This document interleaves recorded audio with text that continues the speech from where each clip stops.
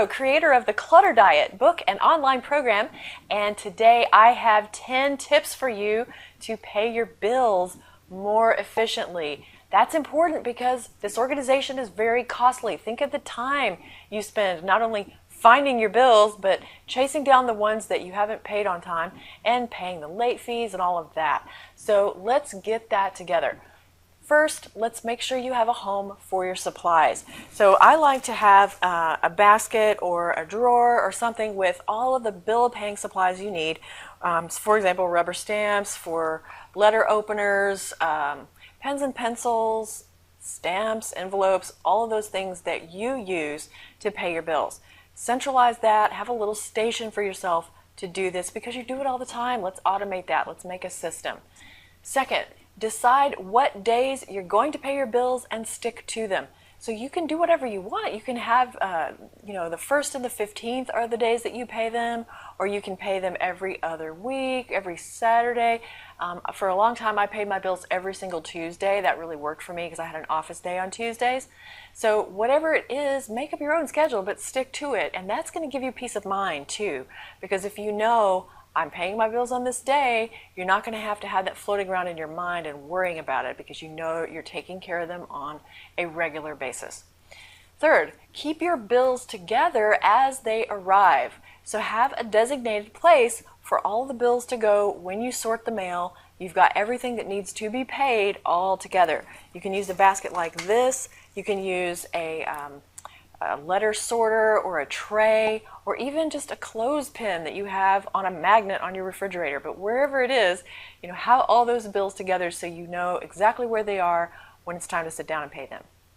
Next, I want you to think about automating all the bills that you possibly can. So anything that you can have a direct relationship with the vendor to be paid automatically out of your checking account or onto a credit card. Maybe you have a card that gets you airline miles. Whatever you want to do, but just get that not to be a manual process for you. So you can rest assured that your cable bill is just going to get paid, your electric bill is going to get paid without you having to worry about it or really do anything about it. Next, don't handwrite checks unless you really have to. You can do a lot of bill paying through most major banks on their websites, and they will send the check out for you. So sit down and type in something instead and hit send, and you can usually even post date when you want them to send that check out so you can pay bills ahead of time that way. But how much easier is that? You don't have to have a stamp or an envelope. You don't have to write the address down. Usually you're going to have all of those in a system where you pay them regularly anyway. So get that all done online and avoid handwriting. Also, it's a little bit more secure if you don't leave handwritten outgoing checks in your mailbox to risk them getting stolen and having an identity theft problem. The next thing you want to think about is consolidating all of your bills and credit cards as much as possible. So instead of having a whole bunch of different department store and gas station credit cards, why not cancel almost all of those and just get 1 or 2 major credit cards and use those for everything. And that way you have fewer accounts and fewer bills. You also might want to get some rubber stamps made. This, again, is a process that you do over and over again. You want to make a system for it. So if you're always writing for deposit only with your bank account number, have a stamp made with that on it. Sometimes you might like having a stamp like this one is that says paid, and then you can change the date on it. So that enables you to quickly stamp things and know that you paid them on a certain day. A lot of people ask me about keeping bills. Now, for a business, you need to keep every receipt and every invoice, no question. For your personal life, it's really not that necessary usually to keep every receipt for every pack of gum that you've purchased or anything, but you might want to keep some of the bills for your records about your utilities. If you do want to file your bills, what we find is usually the most efficient is an accordion file like this. So this is already pre-marked January through December, and you just pay your bills and stick them in the appropriate month and go on. Then at the end of the year, you can bundle this up in a big bow and you're done, and you start a new one for the next year. Much easier than trying to create separate files for separate vendors and parse every single one of those bills out into every file every month. Usually that is not a necessary way to do it, and you can find whatever you need by looking it up by month. I want you to also think about going paperless as much as possible.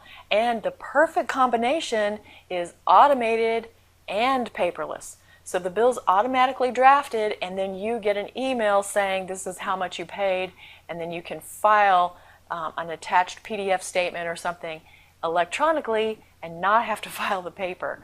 So going paperless is a great way to reduce the amount of file cabinets that you need and the amount of processing time that you have, and simplify things greatly. Also want to encourage you just in general to organize your wallet and organize your purse. And we do have a great video about purse organizing, but one of the things you want to do on bill paying day is probably pull out all the receipts out of your wallet and purse and process those and put them into your bank software like Quicken or something.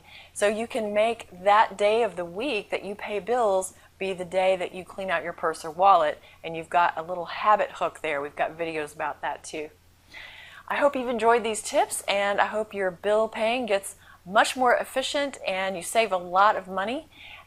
Until then, I hope you will check out our home office handbook. This is a book I have all about the home office that includes these tips and many more. You can see a lot about that at clutterdiet.com/home office. See you next time, and may you always be happy and grateful for having more than enough.